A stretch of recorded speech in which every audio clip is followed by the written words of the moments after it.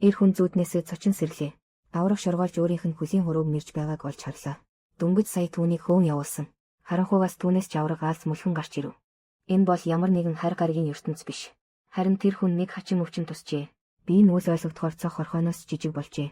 Өмнө нь гимгүү өчүүхэн амьтад байсан. Одоо бүгд үхлийн цохилттой алуурчид болон хуурчээ. Джейсний гэр бүл анхандаа гад жаргалтай байлаа. Тэр өдөр ганцаараа далайн эрэг рүү усанд орохоор явжээ. Далай дээр хөвөн дээш ширтгэхэд цагаан үл үнэхээр мушгирсан хэлбэрээр аажмаар эргэлдэж байгааг олж харлаа. Зүрхэнд нь сэрүүн жавар орсон мэт болов. Тэр мөчөд Джейсон гүнээ ухаарлаа. Өөрийнх нь энэ ертөнцид ямар өчүүхэн жижиг болсныг яг энэ өдрөөс эхлэн тэр зарим зүйл өөрчлөгдөж байгааг аажмаар анзаарч эхлэв. Юуны түрүүнд шүршүүрт орсны дараа өмсдөг цамцанд нэг л томдсон мэт санагдав. Өмнө нь яг таардаг байсан цамц. Яагаад ч юм нэг хэсэг нь уртасчихсан байв. Эхэндээ Джейсон төдийлөн тоосонгүй. Төд удалгүй зүрхэндээ ч аваагүй. Харин 7 хоногийн дараа тэр цамц нь бүрмөсөн өмсөгдөхөө байсныг мэдэв. Чи сүүлийн үед турчсан уу? Джейсний сэтгэлд уламж буруу юм шиг санагдав. Тэгээд тэр даруй эмнэлэгт очиж үзүүллээ. Үнэхээр түүний өндөр 1 м 8-аас 1 м 76 болжээ. Гэтэл эмч үүнийг хэвийн үзэгдэл гэж тайлбарлав. Нас ахих тусам яс булчин агшиж жижигэрдэг гин. Гэвч Джейсон энэ тайлбарт огт итгэсэнгүй. Өдөр тутмын амьдрал таарах өчүүхэн сэжүүр бүр бүгд түүнийг хурдтайгаар жижигэрч байгааг нотлно. Усанд орсноос хойш 20 хоногийн дараа Джейсон шүршүүрт орж байхдаа гарийнх нь хурмын бөвж гинэд гулсаж унав. Тэр үед сая мэдэрлээ. Өөрөө эхнэрээсээ бүтэн толгойн хэрээр намхан болсныг Джейсон эцэст нь асуудлын ноцтойг ойлгов. Тэр даруй эмнэлэгт очиж нарийн шинжилгээ хийлээ. Гэвч шинжилгээний дүнгээр биеийн бүх үзүүлэлт хэвийн гарчээ. Зөвхөн мөндөр нь 1 м 65 болсон байв. Жинэмж дагаад буурсан байлаа. Гэвч энэ хачин үзэгдлийн хувьд эмч бас тодорхой шалтгаан олсонгүй. Учир нь Джейсний биеийн эд эрхтэн бүгд жигд харьцаагаар багасч байв. Өмнө нь тэд ийм тохиолдол огт харж байгаагүй. Эмчийн үг Джейснийг бүрэн ангал руу түлхэв. Сүүлийн өдрүүдэд тэр өдөр бүр хар дарсан зүуднээс сэрнэ. Бие нь үнэхээр жижигэрч байгааг тодхон мэдэрнэ. Гэвч түүнд зогсоох ямар ч арга байсангүй. Нэг бүтэн сарын турш эхнэр нь Джейсний өвчний төлөө ийш тийш гүйж амсхийг завгүй гүйсээр явна. Хөгшрөөд буй нөхөр нь нялх хүүхэд шиг болтлоо жижигэрснийг хараад нүдэнд нь төгшөөр бас аргаа барсан байдал дүүрэн байв.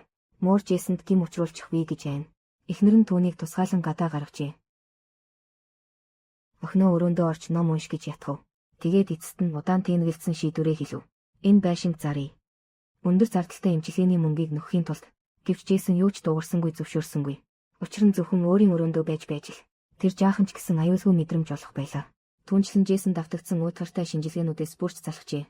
Тэгээд цаашид эмнэлэгт очиж эмчлүүлэхгүй гэж шийдэв. Надад ер нь өвчин байхгүй. Би эмнэлэгт очиод туршилтын хулган шиг байхыг хүсэхгүй. Эхнэр нь сөхөрч унаад чангаар мэгшин уйллаа. Нулимсаа арчаад гуртхан гарч одов. Гэвч энэ хэрүүл маргааныг туусны дараа Джейсон эцэст нь бүрэн эвлэрчээ. Ямартай ч энэ өвчнийг ангаах арга байсангүй. Тэгэхээр одоо байгаа мөчөө идэлж амсхан дээр эцсийн эцэст жижиг биетэй байх ч бас өөрийн давуу талтай. Ядаж охиныхоо тоглоомын хүүхэлтэйг орлож чадна. Гэвч тун удалгүй тэр дахиад нэг шинэ асуудалтай тулгарлаа. Өмнө нь энгийн санагддаг байсан ярианы чимээ одоо түүний сонсголын даацаас хэтэрчээ. Одоогийн Джейсон улам бүр салхинд хийсчих мэт өчүүхэн шавж шиг болж байлаа. Өөрийгөө одоо ч чадвартай гэдгээ батлахын тулд тэр нэг загсны дэгээ олж авирах хэрэгсэл хийхээр бэлдэв. Гэвч Гай зовлон анзаарах завдалгүй ирлээ. Гарынхаа зүгээс гинэт танил муурын дуу сонсогдов. Урд нь нөхөөртөн бяцхан гэрийн муур байсан юмтан. Энэ мөчөд аврах том мангас мэт харагдаж байв. Джейсон айсандаа биеийн тэр чихтэй хөшчихв. Гидсээ санамсаргүй загсны дэгэнд шалбуулчихлаа. Тэр яаран цус болсон хувцаа тайлав. Гэтэл тэр муур хилээ долоон.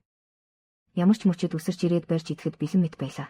Джейсон хажуудаа байсан ойдлын зүг шүүрэн ав. Тэгээд эргэж шүүгээний доорх завсар руу шургав. Гэвч муур саруугаа сунгана гэж тэр санаагүй.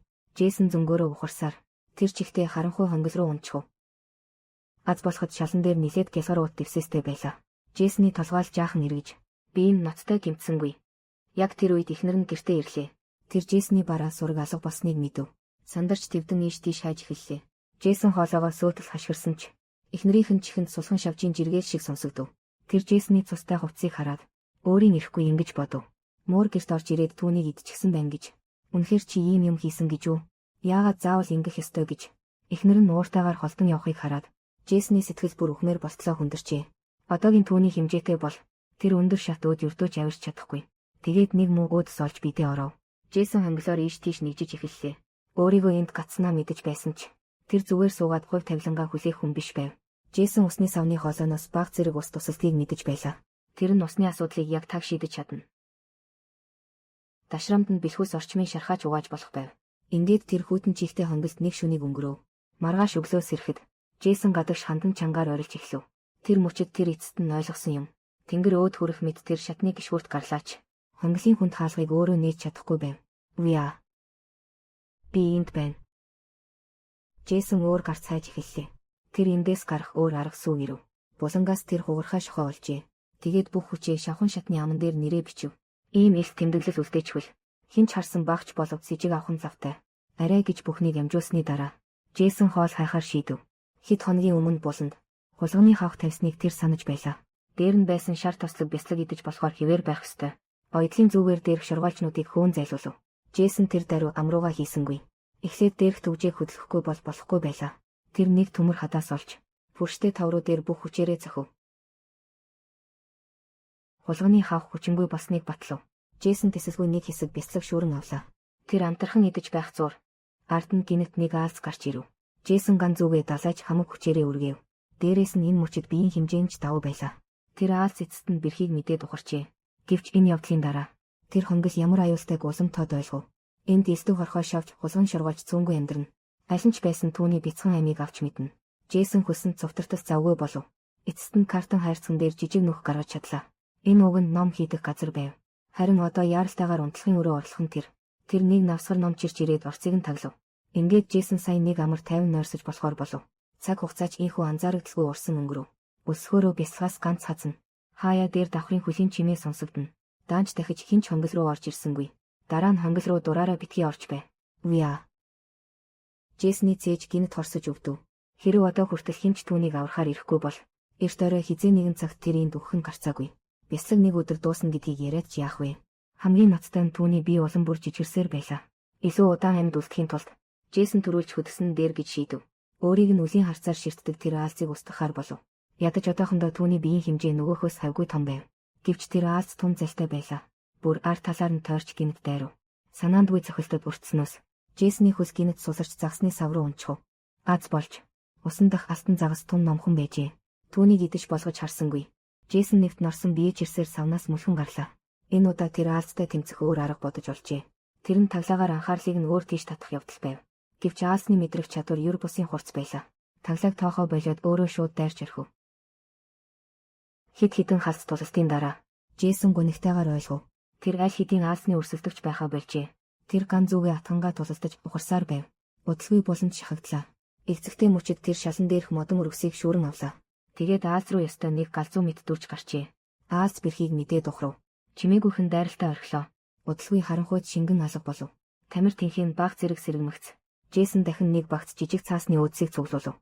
Өөрийнх нь өндөртэй энэ зэрэгцэх шүтэнцэн модыг атгаад нааш цааш хідэнтэй гүйсээр арай гэж нэг жижиг гал асааж чадлаа.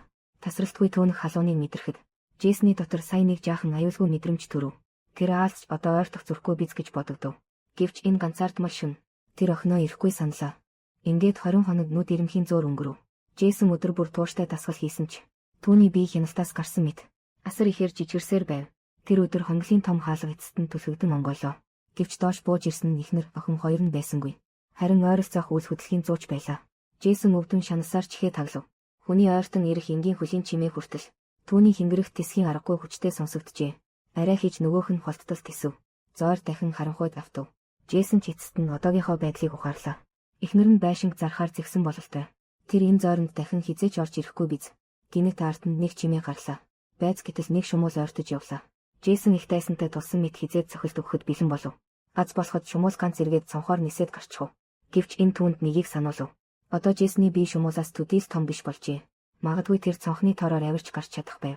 Нүдний өмнөх авраг мэд цэрэг тоглоомыг хараад Джейсон энэ өөрийнх нь цорын ганц гарц гэдгийг ойлгов. Сүүлчийн бэлсгийн хистерхийг идээд тэр ширээний булангийн ширхгийг даган дээш авирч эхлэв. Жижиг биетэй байхын өөрийн давуу тал бас байдаг бололтой.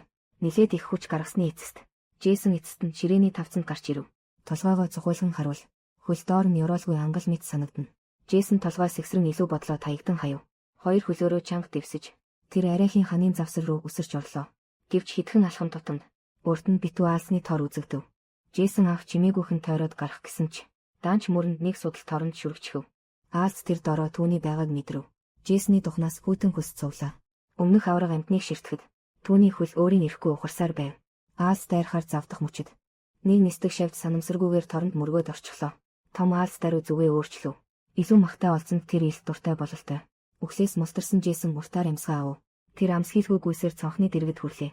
Гэтэл биеийн торны нүхээр даваад гарч чадсангүй. Гэвч Джейсон яарсангүй. Одоогийнх нь агших хурдаар бол төд удалгүй тэр завсраар шургаад гарч чадна. Гэтэл маргааш өглөө эрт Джейсон аимшигт өвдөлтөөс сэрлээ. Хоёр шоргоолж түүний хөлийн хурууг мэрж байв. Арай гэж тэднийг үргээтэл нөгөө аалс дахин мөлхөөд ирэв. Джейсон яаран эргэв.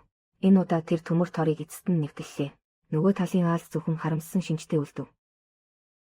Анзаарах зуур тэнгэр харанхуйлж эхлэв. Джейсон гадаах өвсөн дунд ганцаар алхаж байлаа. Тэр агаарт бүжих авраг ирвэхийг олж харав. Нүд нь өөрийн ирэхгүй чихтэв. Тэр шоронгоос гарахын тулд хамаг аргаа шавхсан ч харин Виа охин хоёр аль хэдийн хаашаа нүүснийг хинч мэдэхгүй. Джейсны одоогийн алхаагаар тэдэнтэй эргэн уулзсан гэдэг хоосон мөрөөдөлтэй ялгаагүй байв. Гэхдээ нэг зүйл лавтай. Түүний охин энэ мөчид яг түн шиг энэ сэтгэл булаам оддтой тэнгэрийг хамтдаа ширтэж байгаа. Джейсон өөрийн ирэхгүй тайвширлаа. Учир нь энэ орчлон дунд өөрөө хичнээн жижиг болсон ч тэр бусдын адил өчүүхэн нэгэн оршихуй юм. Гагцхүү ялгаа нь тэр охинтойгоо олон сайхан дурсамжтай. Джейсон энэ сайхныг тээсээр явбал түүний богинохон бас өчүүхэн амьдрал заавал өөр өнгөөр гэрэлтэн гэдэгт бат итгэв. За ингээд өнөөдрийн тайлбар энд хүрлээ. Таалагдсан бол үргэлжлүүлэн дагаарай. Дараагийн удаа дахин уулзъя.